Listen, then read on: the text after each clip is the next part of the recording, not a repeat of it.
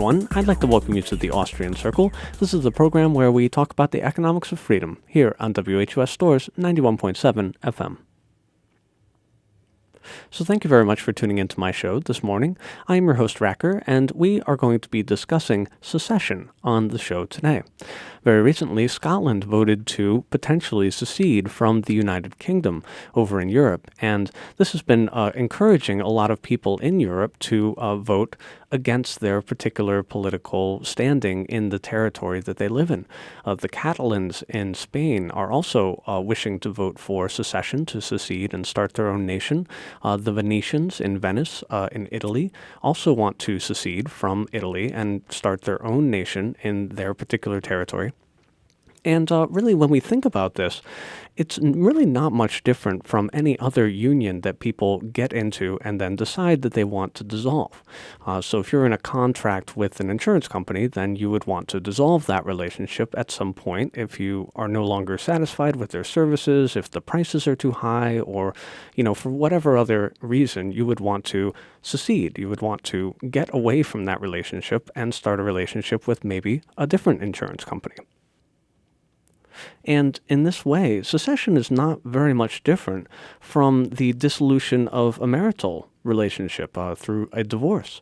When people get married, sometimes they can't foresee how the other party is going to act in the future, and for all sorts of different reasons, people decide that they no longer want to continue with that arrangement, and they want to cancel and nullify that contract and move on to other portions of their life.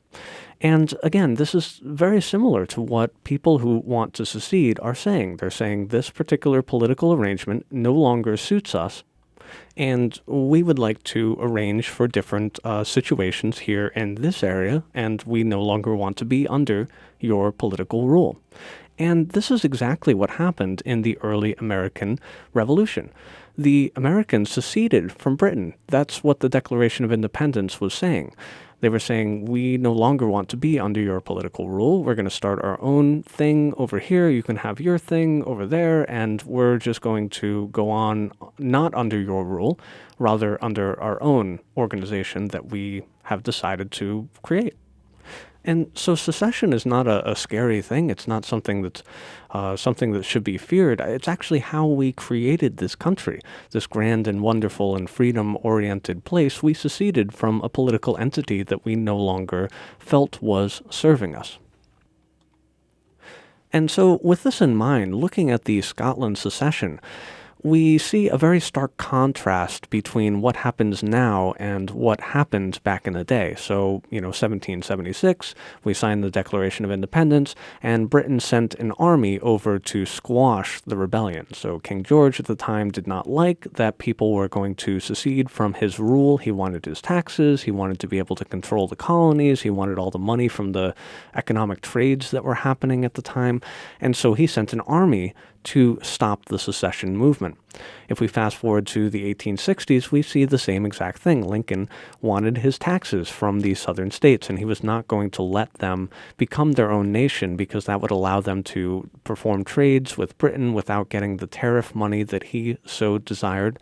And so he sent an army to attack and kill and maim the people who wanted to secede, who wanted to leave his political rule. But now, if we fast forward to today, we see such a stark contrast between these two major examples of secession movements. We see in the Scotland referendum that people can actually sit down and decide and vote upon whether or not they want to secede from a political union without all the armies and killing and guns and murder rampages that go on in most secession movements throughout history. So this is great progress. This is fantastic that we can sit down as a civilized society and decide whether or not we want to be part of a union. This is what happened in marriage. Remember when marriage was this organization that you could not leave, and all the abuses and exploitation that came out of that, where the husband would get whatever he wanted, the wife just had to be submissive to whatever his needs were, and he would become very aggressive again in the same way that states tend to brutalize civilizations that decide that they want to secede from that particular state. The husband would be a brutalizer of the woman. in these early kind of marital relationships, even so, recently as the early 1900s. So again, what great progress we are making towards civilization where we can consider dissolving unions without using force and attacking anybody who wishes to leave that union. If somebody doesn't want to be friends with me anymore, I don't say, well, I'm just going to send some armies over your way and just make sure that you continue to be my friend.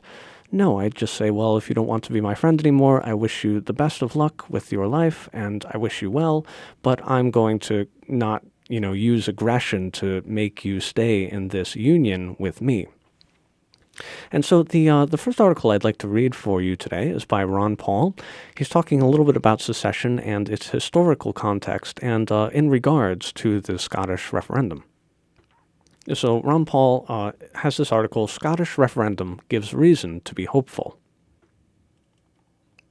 Even though it ultimately failed at the ballot box, the recent campaign for Scottish independence should cheer supporters of the numerous secession movements springing up around the globe.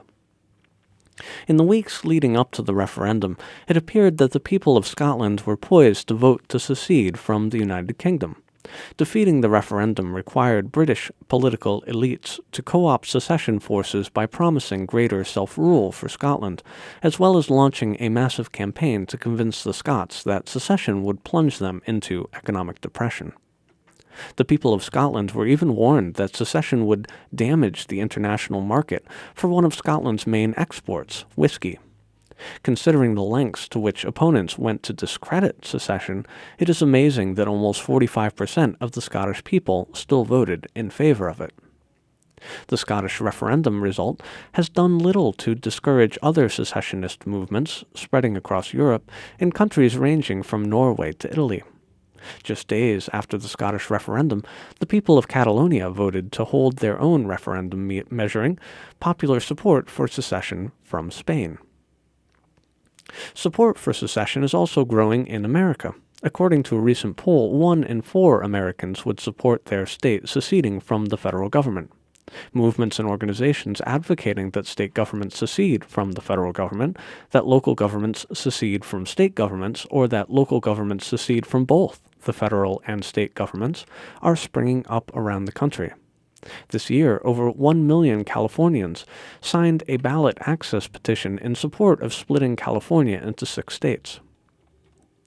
While the proposal did not meet the requirements necessary to appear on the ballot, the effort to split California continues to gain support. Americans who embrace secession are acting in a grand American tradition. The Declaration of Independence was written to justify secession from Britain. Supporters of liberty should cheer the growth in support for secession, as it is the ultimate rejection of centralized government and the ideologies of Keynesianism, welfarism, and militarism. Widespread acceptance of the principle of peaceful secession and self-determination could resolve many ongoing conflicts. For instance, allowing the people of eastern Ukraine and western Ukraine to decide for themselves whether to split into 2 separate nations may be the only way to resolve their differences. The possibility that people will break away from an oppressive government is one of the most effective checks on the growth of government. It is no coincidence that the transformation of America from a limited republic to a monolithic welfare-warfare state coincided with the discrediting of secession as an appropriate response to excessive government. Devolving government into smaller unions promotes economic growth. The smaller the size of government, the less power it has to hobble free enterprise with taxes and regulations. Just because people do not wish to live under the same government does not mean they are unwilling or unable to engage in mutually beneficial trade. By eliminating political conflicts, secession could actually make people more interested in trading with each other. Decentralizing government power would thus promote true free trade as opposed to managed trade, controlled by bureaucrats, politicians, and special interests. Devolution of power to smaller levels of government should also make it easier for individuals to use a currency of their choice, instead of a currency favored by central bankers and politicians. The growth of support for secession should cheer all supporters of freedom, as devolving power to smaller units of government is one of the best ways to guarantee peace, property, and liberty, and even cheap whiskey. That article is by Ron Paul. You can read it online at lewrockwell.com. It is called The Scottish Referendum Gives Reasons to be Hopeful. The next article I would like to read is just a little bit about the Catalonian movement for secession over in Spain. Police clashed with thousands of Catalan demonstrators as they hit the streets of Barcelona and Madrid on Tuesday, outraged at the Spanish Constitutional Court's decision to suspend Catalonia's November vote for independence. The independence referendum, planned by Catalonia's president for this November, was unanimously suspended by 12 judges of the Spanish Constitutional Court on Monday. Angered by this decision, protesters took to the streets of Barcelona and several other cities, promising they are ready to begin, quote, the most powerful political campaign in European history, in case the referendum is not held, according to RIA Novesti, citing protest organizers. Despite Madrid's position that there is no way the government will allow the country to be split, Catalans remain adamant that they should be given a chance to vote. In response to the Monday decision, the Speaker of the Regional Parliament, Núria de Gispert, called for Constitutional Court to, quote, immediately lift the suspension of the referendum. Catalan separatist politicians also did not give up hope of a referendum. Quote, not rain, nor snow, nor any court will stop us, AFP quoted the leader of the Catalan National Assembly, Carme Forcadell, as saying at a Barcelona protest. Quote, on November 9th, we will vote and we will win. The Catalan government's spokesman, Francesc Homs, indicated that, quote, nothing has ended and the government is determined to move forward. We can't give the signal that we have given up. On Saturday, the president of Catalonia, Artur Mas, has signed a decree calling an independence referendum for November. His decision came after the regional parliament in Catalonia voted by 106 to 28 in favor of granting the president the power to hold the referendum. Speaking in a televised address after an emergency cabinet meeting Monday, Spanish Prime Minister Mariano Rajoy said he regretted Mas's decision to call for separation from Spain. Quote, nobody and nothing will be allowed to break up Spain, the Prime Minister said. To resolve the issue, the conservative Spanish central government filed 2 appeals, one against the law by the Catalonian parliament allowing for the region's vote for independence, and the second one against the decree signed by the Catalonian president calling for independence. Now that the suspension of independence referendum has been approved, the court has 5 months in which to examine the matter. Catalonia is considered one of Spain's richest industrialized regions. With the population of 7.5 million people, about 16% of Spaniards, the region has its own language, culture, and is proud of its independent-minded citizens. Back in 2006, the region formally gained nation status. However, the claim was subsequently overruled by the Constitutional Court. And if you notice there, the Catalonians are quite rich, and that's a reason enough for the central state to want to maintain a hold on the taxation rights in that particular area. This is the same thing that Lincoln wanted over the South. He recognized that opening them up to being able to trade with Britain and the other European nations without tariffs and taxes being collected, in some cases over 50%, on the goods that were being imported, he knew that when the free trade was opened up that they would be intensely rich, and of course he wanted a piece of all of that money. So the next article I would like to read to you is by Karen Kwiatkowski, and it's called When Freedom Comes. Americans today owe modern Scots, indeed all Scots, an impossibly massive debt. What is it about windy mountains, rough seas, long summer nights, and green fields? What is it about liberty and self-ownership and, dare I say, rugged men in skirts that makes one's heart skip a beat? I doubt it is in the air or the water or the blood. A love of freedom, like love of family, is Humanity 101. That great sage, Lady Gaga, would say, "We are born that way," and she would be right. The question is what we do about it, and what the young at heart Scots have done is magnificent. The Scottish vote count this past week is itself just a data point, and the more we look at what has been accomplished, the more we can celebrate where we are going in the liberty movement and actually getting there in our lifetimes. The fearful 50% accounting for vote fraud and the inevitable few who still believe everything they hear from official-looking men in suits on the set have spoken in Scotland. They are afraid of not being taken care of.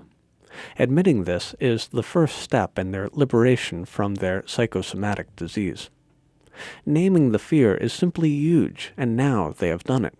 This vote has started a new angle on the conversation between generations that has been going on in every Scottish household for a long time, in some cases for well over 300 years. The dependency-minded rallied in their fear and confessed a superficial loyalty to a distant and corrupt serfholder. Superficial because all these fearful and aged Scots would ever do and can ever do for London is show up and vote. This is why the British High Command keeps insisting that the issue is now settled for all time. In their view, it better be finished, because the central state isn't yet ready to invade or to release the 4.6 million Scots to their own devices and monetary policy. Good to know, of course. I can imagine that the great-grandmothers who voted to stay in a corrupt government that fails to represent them for cash have one thing on their mind now: making peace with their children, grandchildren, and great-grandchildren. This will entail family get-togethers in homes and pubs, phone calls, email and social media sharing, and open arms initiated very much by the winning side, the fearful ancients, and the just plain fearful. For them, there is time now and willingness to listen because it is now safe to listen. The impending threat of liberty has passed, if only for a moment. What will happen in Scotland? In fact, what is already happening post-vote may be Robert Higgs's ratcheting effect inverted. Higgs demonstrates without a doubt how the state uses and often designs and engineers security and societal crises to justify state growth, and once grown never shrinks, but rather holds those gains like a ratchet grips and locks in place. But ideas have their own kind of creative impact, don't they? And they come with their own protection and survivability. As we have all heard, ideas are bulletproof. Secession, liberty, smaller governments, independence from distant capitals with their warmongering and raw wastage. Scots can never go back to where they were in this conversation. No one can, and of course, who would want to? As the elderly and the frightened 20-somethings breathe a bit post-vote, their ongoing need for security actually drives them to listen to their children and their older siblings, and thus the arguments for an ostensible independence from a distant government to be traded for a more local one that already convinced nearly 50% of the living in Scotland will get repeated hearings across bars and kitchen tables. I suspect both sides will be genuinely interested in what their family members and neighbors have to say. I'd say more than a few conversions to independence will occur. We know that all eyes will be opened and sensitivities sharpened to every false move by the statists in Scotland and to every new betrayal by London. The frightened generations in Scotland and everywhere else are approaching a long and I believe very rewarding, teachable moment.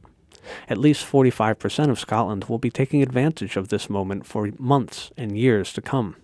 Making the whole world safe for decentralization, peace, and prosperity is a big job. It starts at home, and God bless the liberty-loving Scots once again for their heart, their courage, and their example. That article is by Karen Kwiatkowski, and it's posted on LouRockwell.com. So the last article I'd like to read to you in the short amount of time we have left is by Ryan McMacken, and it is posted on Mises.org, Mises.org. And this is the 5 lessons learned from the Scottish referendum. Lesson 1. The global elites greatly fear secession and decentralization. Global elite institutions and individuals, including Goldman Sachs, Alan Greenspan, David Cameron, and several major banks, pulled out all the stops to sow fear about independence as much as possible. Global bankers vowed to punish Scotland, declaring they would move out of Scotland if independence were declared. The elite onslaught against secession employed at least 2 strategies. The first involved threats and "for your own good" lectures. Things will, quote, "not work out well" for Scotland in case of secession, intoned Robert Zoellick of the World Bank. John McCain implied that Scottish independence would be good for the terrorists. The second strategy involved pleading and begging, which of course betrayed how truly fearful the West's ruling class is of secession. In addition to Cameron's histrionics and, based on nostalgia and maudlin appeals to not break this family apart, Cameron attempted, apparently successfully, to bribe the Scottish voters with numerous promises of more money, more autonomy, and more power within the UK. The threats that focused on the future of the Scottish monetary system are particularly telling. The very last thing that governments in London, Brussels, or Washington, D.C. want to see is an established Western country secede from a monetary system and join another in an orderly fashion. Political secession is bad enough and is a thorn in the side of the EU, which clearly hopes to establish itself someday as a perpetual union with no escape option. A successful withdrawal from a major global currency, even to join the EMU later, would imply that countries have monetary options other than being absorbed wholesale and permanently by the EMU. Lesson 2. Secession movements will demand a vote. While the UK elites were desperate to see Scotland referendums fail, few argued that the Scots had no right to vote on the matter. Some argued that all of the UK should vote on it, but most observers appeared simply to accept that the Scots were entitled to vote by themselves on Scotland's status in the UK. This is bad news for many American and European regimes where traditions of democracy ostensibly run strong, but are manipulated to favor centralization. The United States government, for example, clings to the idea that no secession could possibly take place unless approved of by the central government, and most Americans will dutifully denounce any attempt at a secessionist vote as treason. But in Europe, the mere existence of the Scotland referendum calls into question the legitimacy of efforts by central governments to ignore or prohibit local votes on independence. The Italian government has practically refused to even acknowledge the existence of the Venetian referendum, and the Spanish government in Madrid has already reiterated that it will ignore the results of the upcoming Catalonian vote. It will not go unnoticed that the people who ignore such democratic outcomes when they endanger the elite's status quo are the same people who extol the virtues of democracy when it suits their centralizing purposes, or when used to justify foreign wars. Those regimes that deny a vote or which refuse to recognize votes to secede will continue to appear more and more retrograde as time goes on, and much of this will be due to the nearly unchallenged Scottish prerogative to conduct local votes on secession. Some regimes may attempt to get around this by requiring nationwide votes on secession. Some observers have insisted that the relationship between such regions and the central governments in question are like marriages, and that secession is like a divorce. A much better analogy, of course, is of a battered spouse seeking to flee the relationship for a safe house. Giving the full national electorate a vote is like giving an abusive spouse the power to veto any attempt at divorce. It's interesting to note, however, that Scotland is not in the same position as Veneto or Catalonia, in that it is not a wealthy area of the United Kingdom. Indeed, from the point of view of budgets and tax revenue, England would not see much negative impact from Scotland's departure. Had things been different, we might not have seen the same accepting attitude toward a referendum. Nonetheless, the precedent has been set. Lesson 3. American ideas about secession are unsophisticated and parochial. For a great many Americans, the concept of secession is meaningless outside the context of the American Civil War. Since it is conveniently never mentioned that the American Revolution was the result of American secession from the British Empire, Americans know virtually nothing of any other secession movement in history in any other context except the Confederacy and slavery.